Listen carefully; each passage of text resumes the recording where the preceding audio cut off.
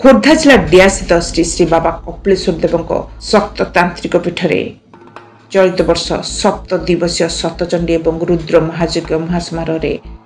आरंभ हो यज्ञ कमिटर अध्यक्ष डॉक्टर संजय कुमार महापात्र तत्वावधान में अनुष्ठित यज्ञर कार्यसूची अनुଯାयी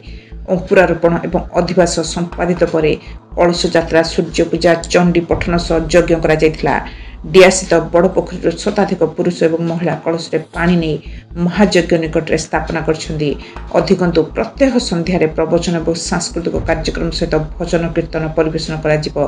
26 तारिख बुधवार महाशिवरात्रि रे पूर्णाहुति समापन हेबो और भक्त मानक चरुफक बंटन करा महादीप उठिया पर समस्त भक्तों को अन्न वितरण करार व्यवस्था रही।